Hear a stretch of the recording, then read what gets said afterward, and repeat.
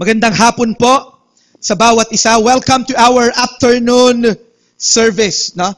Alam niyo po, napakaganda po na nabibigyan tayo ng pagkakataon to worship the Lord. Amen? Alam niyo po, yung pag-aawitan kanina, tayo po ay nag-awitan. Ito po ay expression ng atin pong pagsamba sa Panginoon. Kanina po tayo po ay nagbigay. It's another expression of our worship to God, of our thanksgiving to God. Dahil napakabuti ng ating Panginoon. Ngayon po tayo po ay nakikinig naman. Ito din po ay expression ng ating pong worship. That is why sana po habang tayo po ay nakikinig, nandun po yung desire natin to absorb as much as possible. No, na maano po talaga natin, matanggap natin yung kapahayagan ng Panginoon, yung nais niyang ituro, yung impartation ng Panginoon upang patuloy na mabago ang atin pong buhay. Ang title po ng atin pong topic this afternoon, Genuine Worship. Because we are created by God to worship Him. You are a worshiping creature. You are designed by God. We are designed by God to worship Him. Kaya nga po alam nyo, nung nilikha ng Panginoon ang mundo, lumikha siya ng mga halaman, mga puno, lumikha siya ng mga hayop. Nung nilikha ng Panginoon ang kanyang mga nilalang, ang sabi ng Panginoon, good. Every time nakikita ng Panginoon ang kanyang mga nilikha, good, good. But when God created man in His image, at tinignan ng Panginoon ang kanyang nilikha, ang sabi ni Lord, very good. Alam niyo po ang ibig sabihin niyan? Ang ibig pong sabihin niyan, meron kang kakayanan. Ang tao, tayo, ay may kakayanan na magbigay ng lubos na kagalakan sa puso ng Diyos. Wala po yung pinagkaiba dun sa anak. Alam niyo po, ang anak ang merong kakayanan. Alam niyo po, yung magulang kasi pwedeng matuwayan dun. Alam niyo, pag nakikita ko po yung mga batang nagtatakbuhan, yung anak ni Sister Kay, yung anak ni Brother Saldi, pag nakikita ko po yung mga bata, nakakatuwa naman itong mga batang ito. Minsan tatanungin ko po yung si Ricky, yung anak ni Sister Kay, sasabihin ko sa kanya, sinong maganda? Sasagot po yun, Ricky. Nakakatuwa naman. Sinong gwapo? Pastor. Talagang nakakatuwa itong batang ito. Pero alam niyo po, ang kayang magbigay talaga ng lubos na kagalakan sa puso ng isang magulang, walang iba kung hindi ang kanyang mga anak. Kaya nga po tayo na nilikha ng Diyos, meron tayong kakayanan na magbigay ng lubos na kagalakan sa puso ng Diyos. Pero may warning din po. Kung merong may kakayanan na magbigay ng lubos na pasakit sa puso ng Diyos, wala po yang iba kung hindi tayo. We are created to worship God. We are designed to worship God. We are commanded to worship God. We are called to worship God. Kaya nga po napakahalaga na sa hapon pong ito, matutunan po natin yung tinatawag na genuine worship. At nais ko pong pumunta sa John chapter 4, verse 23. Ito po yung tagpo na kausap ng Panginoong Jesucristo ang isang Samaritan woman. At kung ito po ay mababasa natin, if you will have the opportunity to read the whole chapter, kausap po dito ni Jesus yung Samaritan woman. At pagkatapos pinag-usapan nila about literal water, hanggang sa spiritual living water na pinag-uusapan nila, hanggang sa dumating po sila dito sa verse 23, nang pinag-uusapan na nila is all about worship. Ang sabi po kasi ng mga Samaritan, ang pagsamba daw ay ginagawa lamang sa Mount Gerizim. Sabi ng mga Samaritan, if you want to worship God, kailangan umakyat ka sa Mount Gerizim, doon ka sumamba. Sabi naman ng mga Israelites, if you want to worship God, go to Jerusalem and worship God in the temple. So, sandali, sino bang tama? Yung mga Samaritan sa Mount Gerizim, yung mga Israelites sa Jerusalem. Pero pagdating po ng John chapter 4, verse 23, ito po ang sabi ni Jesus, yet a time is coming and has now come when the true worshipers, sabihin nga po natin, true worshipers. Sabi po dito, when the true worshipers will worship the Father in spirit and in truth. For they are the kind of worshipers the Father seeks. Wow! Isang katotohanan na makikita po natin dito, our God is a seeker. He is seeking someone. Sino daw po yung hinahanap ng Ama? Yung kanyang sinisik. He is seeking worshipers who will worship Him in spirit and in truth. Verse 24, God is spirit, and His worshipers must worship Him in spirit and in truth. Humahanap ang ating Diyos ng mga tao na tunay na sasamba sa Kanya. Praise God for the opportunity of worship. Alam niyo po, pwede na kanina, umawit ka, pero hindi ka sumamba. Pwede po yon. Pero ang hinahanap ng Panginoon, hindi lang yung mga umaawit. Hindi lang yung mga nagbibigay. Hindi lang yung mga nakikinig. Pero yung tunay na sumasamba sa Panginoon. And I believe, ako po, buong puso akong naniniwala, kaya ka nandito because you want to worship the Lord. Amen? Pwede mo bang sabihin sa iyong katabi, kapatid? Sige, sabihin mo sa kanya, kapatid, buti na lang worshiper ka. Alam niyo po, marami pong expression ng worship. Katulad kanina, nag-awitan po tayo, expression ng worship po yan. At may ilang mga talata sa Biblia na inuutusan tayo na ito ay ating gawin. Isa po ay ang Psalm chapter 47 verse 1. Ang sabi po dito, come, everyone. Sabihin nga natin, everyone. Sabihin mo sa katabi mo, kapatid, kasama ka dito. Sabi dito, come everyone. Clap your hands. Shout to God with joyful praise. For the Lord Most High is awesome. He is the great King of all the earth. Kaya pala, sino po dito, nung una kang nakarating dito, o baka may mga sa unang pagkakataon nakarating, bakit naman pala yung palakpak? May mga pagkakataon po, hindi tayo sanay pumalakpak para sa Diyos. Naalala ko po, nung una po akong napunta sa isang Christian church, nagpapalakpakan para po akong parang awkward. Pero maniwala kayo, pag nasa Araneta Coliseum ako, pag nanonood ako ng PBA, at pagkatapos ay biglang nakashoot si Dondon Ampalayo. Panahon po namin yon. Walang basagan ng trip. Pag nakashoot po si Dondon Ampalayo, si Leo Isaac, grabe, pag pumalakpak po ako, talagang todo yung palakpak. Sila Rudy Distrito. Ayan po yung mga kilala kong mga player. No, hindi ko na po kilala sila, ano bang mga player ngayon? Mga kilala, Alan Kaidik, yung ba? Parang puro luma yung kilala ko, Ha? Pag pumalakpak tayo sa tao, gano'n na lang. Alam niyo po, nung nagpunta po dito, yung sikat na ano ba yon? Wrong direction, anong tawag sa kanila? One Direction, no? Yung One Direction, grabe pong magpalakpakan talaga nga naman. Meron pang hinihimata. Grabe!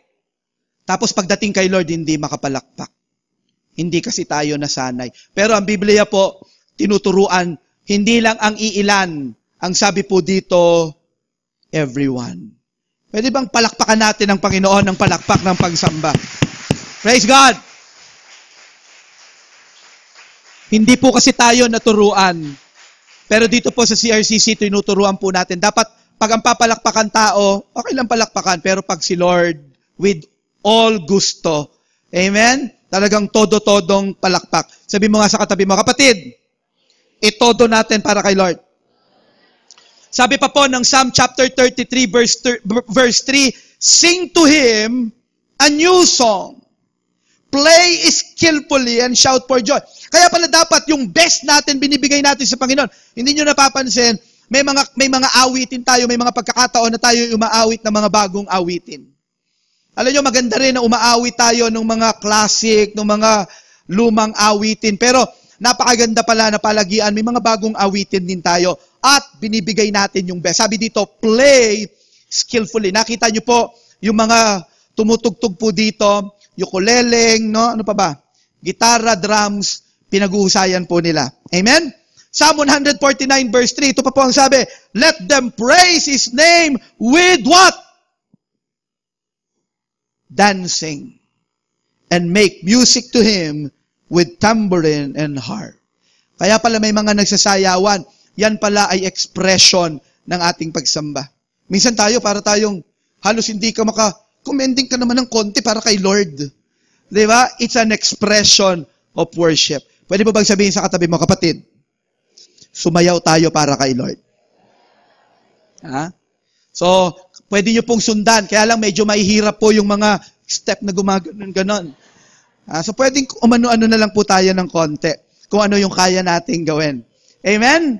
Pero ano nga ba yung tinatawag na genuine worship? Hindi lang po yung mga kaya nating gawin, but mismong yung buhay natin, ito po yung pagsamba. Sabi ng Romans chapter 12 verse 1, therefore, I urge you, brothers, in view of God's mercy, to offer your bodies as living sacrifices, holy and pleasing to God. This is your spiritual act of worship. Alam nyo, yung buhay pala natin mismo, pagsamba, kung ano man ang ginagawa natin. Kaya sabi din ng Bible, whether you eat or drink or whatever you do, do it all for the glory of God. Ano man ang ginagawa natin, ang ating mismong buhay, ang pagsamba natin sa Panginoon. Kung ito po ay inaalay natin ng buong puso para sa Diyos. Tinignan ko po ang Hebrew word ng worship is the word shaka.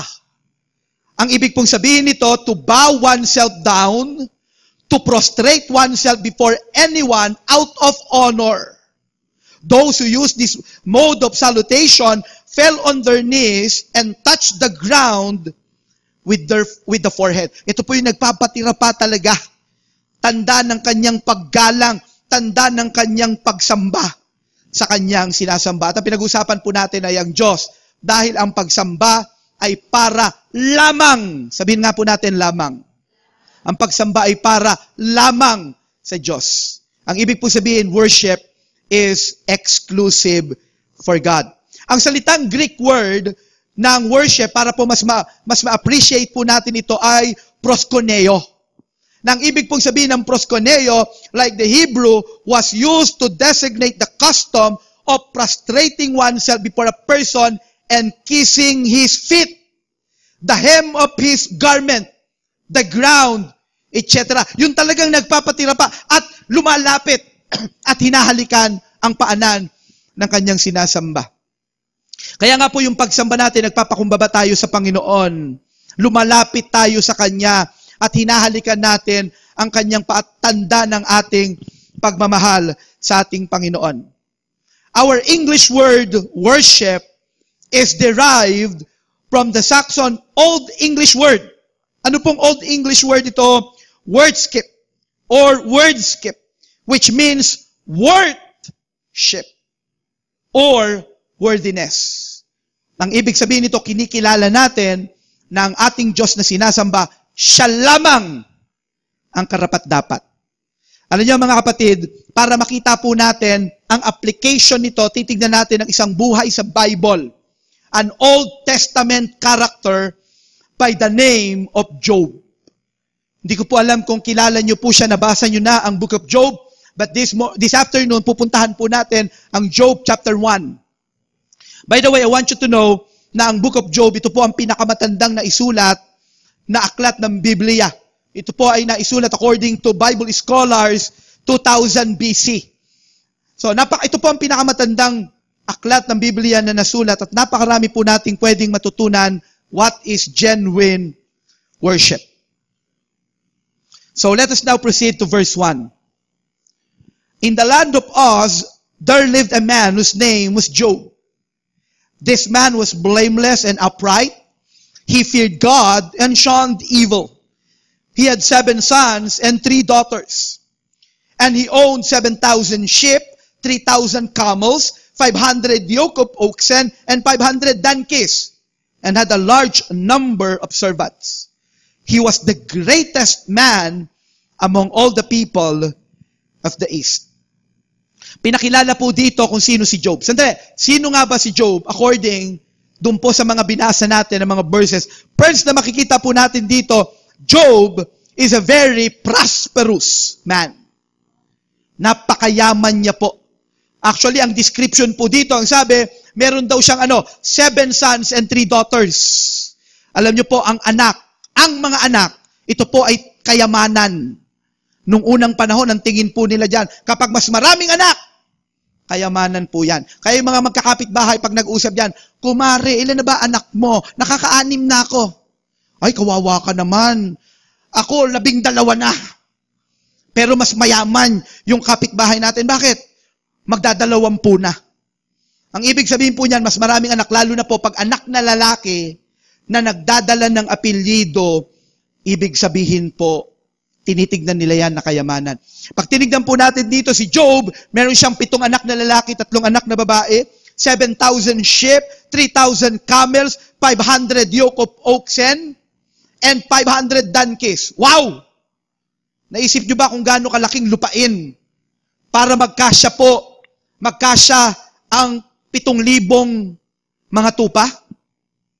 Grabe po yan. Napakalaking lupain po yan. At ang sabi pa dito, large number of servants. Ibig sabihin, baka hindi na-mention yung exact number dahil sobrang dami. The richest man in the East. Mga kapatid, si Job, mayaman. Pero nalulugod ang Diyos sa kanya. Anong ibig sabihin nito? Wala namang problema sa mayaman. Pwede mo ba sabihin sa katabi mo, kapatid, bagay sa iyo ang mayaman. With all of my heart, I believe, kung magiging matapat tayo sa Panginoon at nakikita na kaya nating hawakan ang mga pagpapala na ibibigay niya sa atin, God will prosper you. Amen. Lahat po ng umemmen, Panginoon, prosper them. Amen? Nais po ng Panginoon yan. Kung titignan po natin, Job is a very prosperous man, pero hindi lang po yon. Job is a worshiper. He is a worshiper. Actually, ang description ng verse 1, ang sabi, there was a man named Job living in the land of Oz who worshiped God according to Good News Translation and was faithful to Him. He was a good man, careful not to do anything evil. Actually, mamaya po, mababasa natin, pero nung nagkaroon ng confrontation si God at si Satan, ang sabi ng Diyos patungkol kay Job, Job chapter 1 verse 8, did you notice my servant Job? The Lord asked. There is no one on earth as faithful and good as he is. He worships me and is careful not to do anything evil. Naulit lang po yung verse 1, pero this time galing mismo sa bibig ng Diyos. He is very prosperous, a very wealthy man, but in spite of his wealth, meron siyang oras, panahon para sa Diyos. Mga kapatid, tatanungin ko po kayo, isipin po natin. Ito kayang Job na pinag-uusapan natin, busy? O ito ay nasa bahay lang, pakuya-kuya-kuy, walang ginagawa? I don't think so. Ito pong Job na ito, busy ito, pero meron siyang panahon para sa Diyos. Alam niyo po, ang nakakalungkot, may mga tao, pag dumami na ang pera, pag guminhawa na ang buhay, hayahay na, nakakalimutan si Lord. Si Job hindi. Mayaman siya, marami siyang ari-arian, kilala siya, marami siyang ginagawa, abala siya, pero meron siyang panahon para sa Panginoon. Kaya nga dito sa CCRCC, hindi natin sinasabi, if you have time, come. No! Ang lagi nating sinasabi, make yourself available. Nakatulad ni Job, sa kabila ng kanyang mga tagumpay, hindi niya nakalimutan ng Panginoon. Alam niyo po, may mga tao na kapag nakaranas ng kaginawa, nakakalimutan si Lord. Naalala ko yung mga Israelites. Sabi ng Panginoon sa kanila, nakalabas sila sa Egypt. Nung nandun na sila sa ilang, sabi ng Panginoon, pag kayo nakapasok na sa promised land, land flowing with milk and honey, huwag niyo akong kakalimutan at ang aking mga utos. Huwag niyo akong ipagpapalit sa mga Diyos-Diyosan ng mga tao na aabutan niyo. Grabe, ganun nga po ang nangyari. Nung sila ay nakapasok na sa promised land, land flowing with milk and honey, nakalimutan na nila si Lord. Meron pala ang taon tendency na kapag nakahawak ng kayamanan, nakaranas ng kaginawahan, nakakalimutan si Lord. Pero nung oras ng kagipitan, doon totoong-totoo si Lord. Kailan yung panalangin mo na para bang very meaningful prayer na totoong-totoo si Lord? Yung habang nananalangin ka, Lord! Grabe!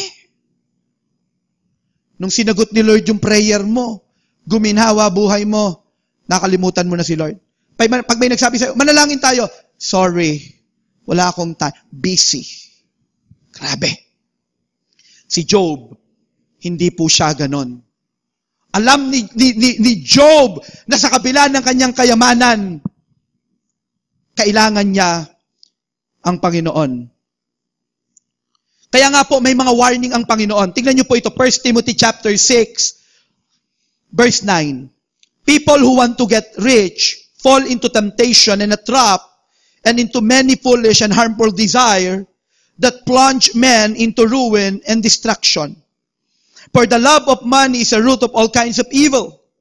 Some people eager for money have wandered from the faith and pierced themselves with many grips.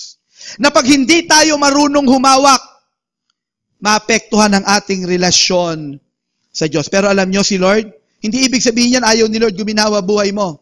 Ang gusto lang ng Panginoon, matuto tayo how to handle worldly wealth. Amen? Ang gusto ng Panginoon, maging matapat tayo and God will prosper you. Pwede ba bang sabihin sa iyong katabi, kapatid, bagay sa iyo ang mayaman.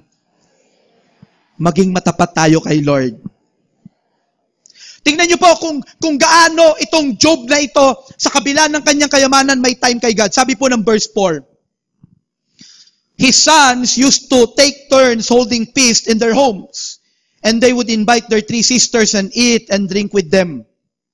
When a period of feasting had run its course, Job would send and have them purified. Early in the morning, he would sacrifice a burnt offering for each of them, thinking, perhaps my children have sinned and cursed God in their hearts. This was Job's regular custom. Sabihin nga natin regular. Ganyan po si Job. May mga ginagawa siya in a regular basis. Hindi niya pinapabayaan ang commitment niya kay Lord. Alam niya siya yung high priest ng family niya. Ito yung kanyang commitment. Yan yung regular na ginagawa niya. Parang tayo, may mga regular tayong ginagawa. Sino po yung nandito ngayon, dito sa CRCC, naging regular na sa iyo ang Sunday service? Ha? Alam niyo po, meron tayo ditong pinaniniwalaan kasi matapat tayo kay Lord. Ang Sunday service, non-negotiable.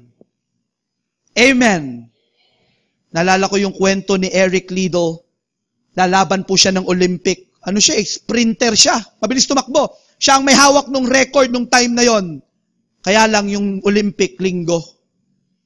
Sabi ni Eric Liddell, hindi ako tatakbo. Linggo. Gabi, nagalit. Siyempre, magagalit sa kanya yung mga tao. Olympic yun eh. Pero hindi siya tumakbo. Alam niyo, yung sumunod na takbuhan, hindi na linggo, siya ang nakabreak ng record. Siya ang nakakuha ng gold. Because those who honor God, God will honor. Amen? Dapat pala ang mga Christians, merong mga non-negotiable sa buhay natin. Ano pa po yung mga dapat regular na sa atin? Sunday service, cell group. Dapat po yan, regular sa atin yan. Non-negotiable. Amen? Yung ating devotion, dapat non-negotiable yan. At marami pa pong mga Christian discipline, prayer gathering, ito po dapat binibigyan natin ng priority. Pwede ba palakpakan natin ng Panginoon? Praise God! Titignan po natin ngayon yung tinatawag na spiritual realm. Para mas maunawaan natin what is genuine worship, may nangyayari kasi sa spiritual dimension. Sabi po dito, pagdating ng verse 6, one day, the angels came to present themselves before the Lord. Nagpatawag si Lord ng meeting. At pinapunta lahat ng mga anghel. Aba, meron pang isang inimbitahan para magpunta. Sino po ito? Ang sabi dito, and Satan also came with them. Then the Lord said to Satan, where have you come from? Satan answered the Lord, from roaming through the earth and going back and forth in it. Ang sabi ni Satan, paikot-ikot lang. pagala-gala sa buong mundo. Bakit? Because the thief comes to steal, to kill, and to destroy. Alam nyo, si Satanas, naghahanap yan ng mga buhay na mawawasak. Kaya huwag kayo magtataka kung may kilala ko, grabe yung kaibigan ko, yung BFF ko, yung kapitbahay, yung pinsan ko. Basta may kilala ko, nawasak ang buhay. Kasi po, si Satanas, paikot-ikot, naghahanap ng mga buhay na mawawasak. Kaya nga po, ang sabi din sa 1 Peter chapter 5, verse 8, ito po yung warning, be alert, be on watch. Your enemy, the devil, roams around. Yung sinasabi ni Satan, roams around like a roaring lion, looking for someone to devour. So para daw siyang leon, grabe yung umaatungal na, handang manakmal, handang magwasak ng buhay. Pero alam ni Satanas, ang mga buhay na kaya niyang mo sa akin, yung mga buhay na malayo kay Lord. At parang sinasabi ni Satan, paikot-ikot ako kasi marami dyan. Kayang-kaya kong sirain ang buhay kasi malayo sila kay Lord. And then, pagdating po dito sa verse 8, then the Lord said to Satan, have you considered my servant Job? Biglang may binanggit na pangalan. Para ang sinasabi ng Panginoon, sinasabi mo may mga buhay, nawawasakin ka, pero meron akong kilala, hindi mo kaya. Meron akong kilala, kayang-kaya kang talunin. Hindi mo kayang wasakin ng buhay kasi matapat siya. Ito po ang description ni Lord. Ito po, nabasa na natin kanina. Sabi, there is no one on earth like Him. He is blameless and upright, a man who fears God and shuns evil. Grabe po yung description ng Panginoon kay Job. Na kung meron siyang ipangtatapat, alam niya hindi bibigay, alam niya matapat sa kanya, walang iba kung hindi si Job. Sino dito, kapag nagyabang si Satan, ang babanggitin na pangalan mo? Yung magyayabang si Satan, sasabihin niya, nako, kayang-kaya kong wasakan yung mga tao na yan. Hindi sila faithful sa'yo, malayo sila sa'yo. Ang sasabihin ng Panginoon, sandali lang. Kilala mo si Preni. Hindi mo kaya yon. Matapat sa akin yon. Yung Mary Lou. Hindi mo kaya yon. Committed sa akin yon. Sino po dito, pag nagkaroon ng confrontation between God and the enemy, kaya niyang banggitin naman, alam ni Lord, kilala ka. Pero alam nyo, pansinin nyo to. Ang sabi pa din po dito, pagdating ng verse 9, ang sabi po, does Job fear God for nothing? Anong ibig sabihin nito? Nung binanggit ni Lord, yung pangalan ni Job, si Satan hindi siya yung Job? Never heard. Mary Lou, sino yun? Pero mapapansin nyo dito, kilala din ni Satan. Baka nagkaroon ng pagkakataon na daanan niya sa PUP, nakita niya. Nag-e-exam? Pwede nang mangopya yung Mary Lou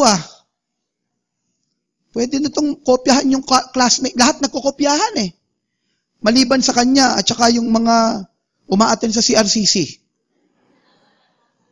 Kaya nung binanggit ni God, si Job, kilala din ni Satan. Sabi ni Satan, does Job fear God for nothing? Satan replied, have you not put a hedge around him and his household and everything he has? You have blessed the work of his hand so that his flocks and herds are spread throughout the land. Alam nyo, makikita natin may katotohanan. Pag ikaw matapat ka kay Lord, may protection ka. Merong hedge of protection. Merong wall of protection. Merong blessing na hindi kayang pasukin ni Satan. Hindi natin nakikita. Tingnan mo yung katabi mo. May nakikita ka bang hedge? May nakikita ka bang wala? Pero kita ni Satan yan. Pagpupuntahan na ni Satan, yung buhay niyan,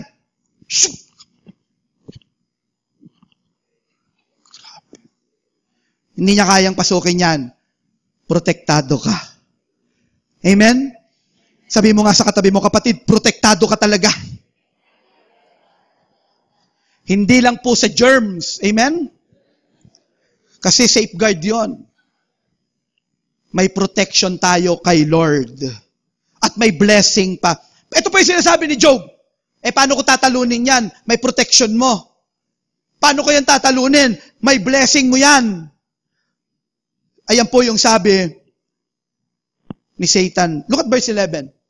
But stretch out your hand and strike everything he has, and he will surely curse you to your face. God, tanggalin mo lahat ng blessing niya. Tanggalin mo yung protection. Pag yan nakaranas ng hirap, ng sakit, sigurado, surely, sigurado ako, tatalikuran, isusumpa ka pa niyan.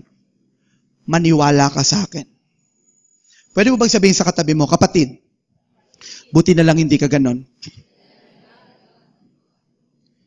Pero totoo ba may mga tao pag nahirapan na, grabe, Lord, break na tayo, Lord! Bakit ka ganon? Malupit ka na, Diyos. Ganon po ang tao.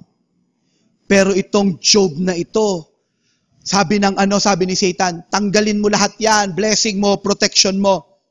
Tignan mo, sigurado, isusumpa ka niya. Ano po ang sabi ng Panginoon? Verse 12, the Lord said to Satan, very well then, everything he has is in your hands, but on the man himself do not lay a finger. Then Satan went out from the presence of the Lord. Alam niyo po, ang Panginoon natin, He is in control. Amen? Kung ano lang ang pahintulutan ni Lord. Sabi ni Lord, sige, galawin mo lahat sa Kanya. Maliban yung tao. Lahat ng pag-aari niya, galawin mo lahat. Limited din ang galaw ng kaaway. Amen? God is a sovereign God. Kaya wala tayong dapat ikatakot eh. Lahat ng mangyayari sa buhay mo, maniwala ko kung matapat ka kay Lord. Lahat lang ng mangyayari, yung merong approval, merong permission ang Panginoon. Pwede ba bigyan natin ng palakpak na pagsamba ang ating Diyos? Sabi po dito, then Satan went out from the presence of the Lord. Pupunta na po tayo sa physical realm. May nangyari sa spiritual realm, punta tayo sa physical realm.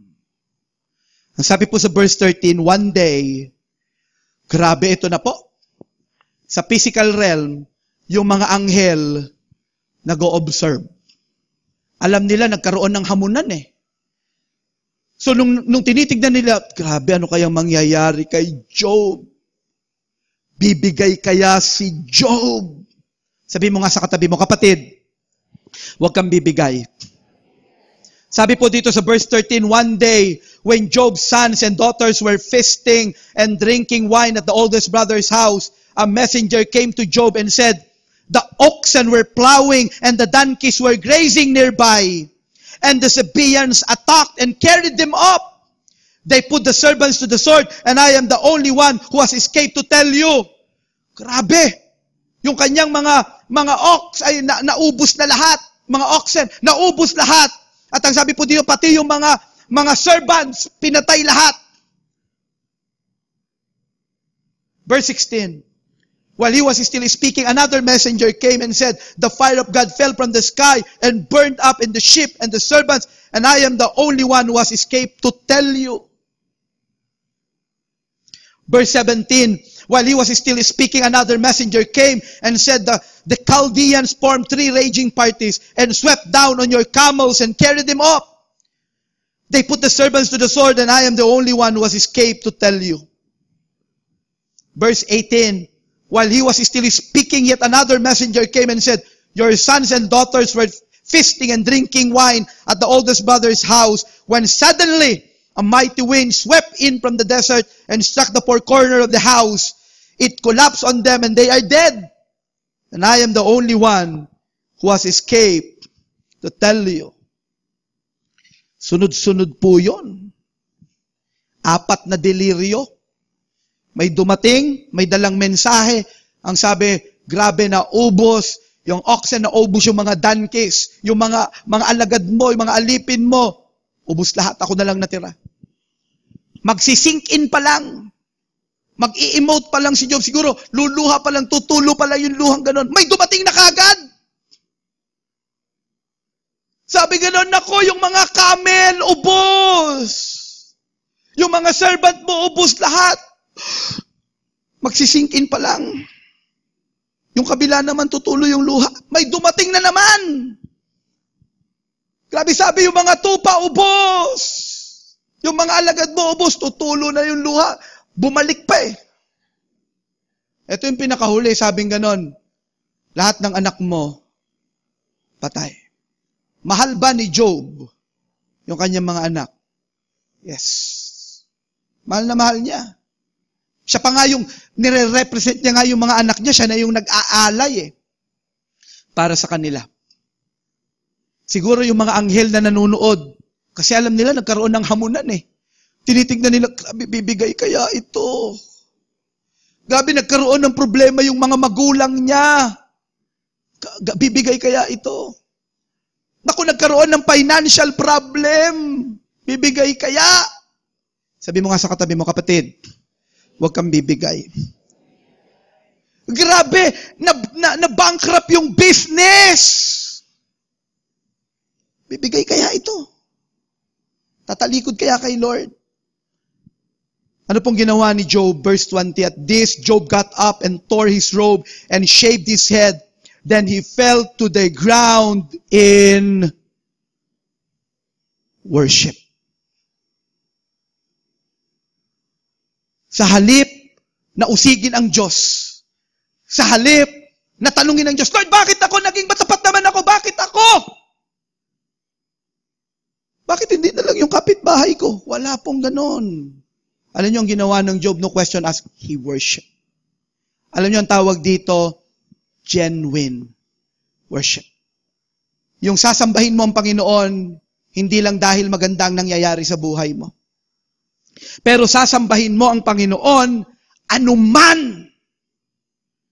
ang mangyari.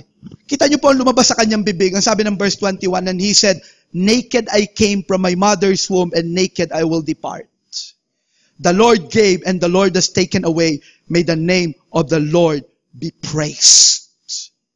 May mga pagkakataon nga, hindi na natin alam kung bakit Alam niyo po ba, binabasa natin ito, alam natin may spiritual realm. Amen. Alam natin may nangyari.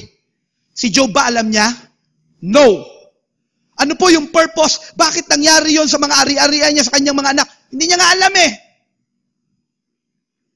Naalala ko po nung namatay ang mother ko. When I was 19 years old, he died of ovarian cancer. Mga kapatid, nag-pray ako. And I really prayed hard. And I really cried to God na pagalingin ang mother ko. And I believed. And I claimed, gagaling ang mother ko. After 1 year, she died. And I was so devastated. Sabi ko, ayoko na sa'yo, Lord. Ayoko na. Grabe. Tumalikod po ako kay Lord. For 5 years. Hanggang sa bumalik ulit ako sa Panginoon. Ang hirap pag wala kay Lord. Kung tatanungin niyo ako, Pastor, ngayon ba alam mo na yung purpose bakit kinuha ni Lord yung mother mo? Hindi pa rin po. But still, I will worship Him and I will serve Him because He is God. Genuine worship is worshiping God. No matter, kahit masakit, kahit di ko maintindihan, sasambahin ko pa rin siya. At maglilingkod pa rin ako sa Panginoon. Amen? Pwede bang palakpakan natin ang Panginoon? Mabuti ang ating Diyos. May mga bagay na hindi tayo nauunawaan. Pero mabuti ang ating Diyos. Kaya po sabi ng verse 22, in all this, Job did not sin by charging God with wrongdoing. Grabe, round 1, talo si Satan. Yung mga angel, nag-aantay sila. Ika-curse kaya niya si God. Maya-maya, hindi niya, nagsumamba siya. Biglang nagsigawan yung mga, yes! Panalo si Manny. Ay, panalo si Job.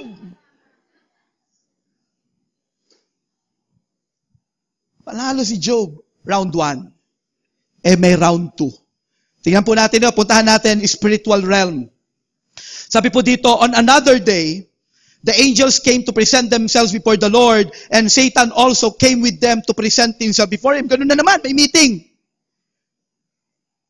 And the Lord said to Satan, where have you come from? Satan answered the Lord, from roaming through the earth and going back and forth in it. Yun din yung sagot niya. Verse 3. Then the Lord said to Satan, have you considered my servant Job?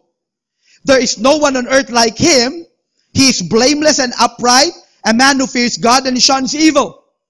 He still maintains his integrity, though you incited me against him to ruin him without any reason. Sabi ng Panginoon kay Satan, yung Job, grabe yon. Yung sinabi mo, yung pinag-usapan, tinanggal ko na yung hedge, yung blessing. Pero kita mo, yung integrity niya, loyal pa rin siya at faithful pa rin siya. Ano po ang sagot ni Satan? Verse 4. Skin for skin. Nakita niyo yung emotion? Pikon na po dyan si Satan. Skin for skin, Satan replied. A man will give all he has for his own life. Eh yun, ari-arian niya yun, pag-aari niya. Pero kung buhay niya na, but stretch out your hand and strike his flesh and bone, and he will surely curse you to your face. Pag ang pinakialaman ko na siya mismo, makita mo, bibigay yan. Pag siya na, he will curse you. Verse 6, the Lord said to Satan, very well then. Si Lord, grabe yung tiwala kay Job. Very well then, he is in your hands, but you must spare his life. Grabe yung ni Lord, God is in control. Sige, galawin mo yung kanyang katawan, pero yung buhay niya, hindi mo pwedeng galawin. Punta ulit po tayo sa physical realm. Look at verse 7. Yung mga anghel po, this time, sabi, na tayo? First point. Inoobserbahan po nila ulit si Job. Tingnan po natin yung physical realm, chapter 2, verse 7. So Satan went out from the presence of the Lord and afflicted Job with painful sores. Painful sores from the soles of his feet to the top of his head. Mga kapatid, mga sugat ito, hindi yung masakit. Yung bang pag tinanong ng doktor, saan ba masakit? Lahat. Lahat po masakit. Para bang, habang naglalakad naman ko, aray.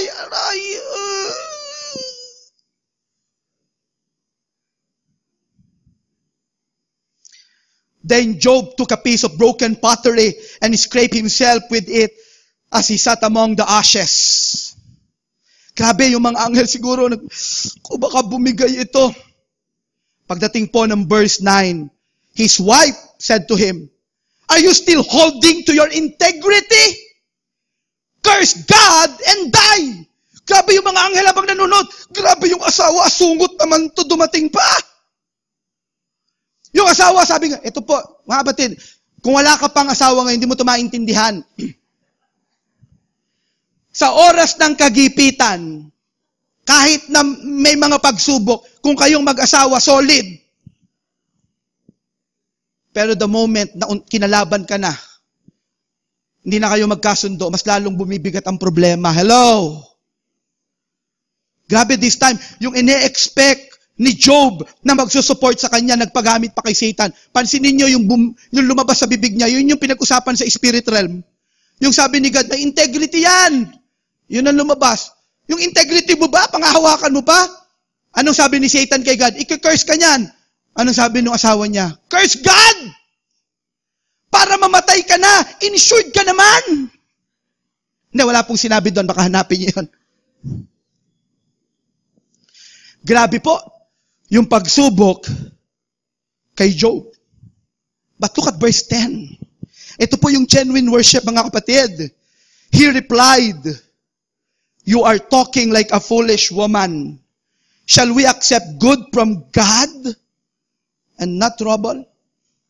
Ang tatanggapin lang ba natin kay God? Nung binigyan tayo ng magaganda, tuwang-tuwa tayo, I receive it. Pero ngayon, may binibigay si Lord, hindi magagandang bagay. Hindi ba natin tatanggapin? Job, in all this, Job did not sin in what he said. Alam niyo mga kapatid, ito yung tinatawag na genuine worship. Parang dali-dali namang mag-worship pag wala kang problema, praise the Lord, pumunta sa church. Pero paano ngayon, kung nakakaranas ka ng mga problema, kaya mo pa bang sambahin ang Panginoon? Alam niyo mga kapatid, tayo mga Pilipino, kayang magdala Baka hindi mo alam, may katabi ka ngayon ang bigat-bigat ng problema. Pero alam mo kung bakit nandito yan. Kasi alam niya kung ano ang ibig sabihin ng genuine worship. Hello? Grabe. Alam niyo po, ang pastor every Sunday nasa pulpit. Pero may mga pagkakataon na nakakaranas din ng problema, pero tatayo pa rin sa pulpit. Bakit? Kasi kinakailangan bigyan natin ng parangal ang Diyos. Anuman ang kondisyon ng ating buhay. At alam nyo, pag nakita tayo ni Lord na matapat, meron siyang gantimpalang ibibigay sa atin. Tignan po natin yung mga rewards. Because our God is a rewarder.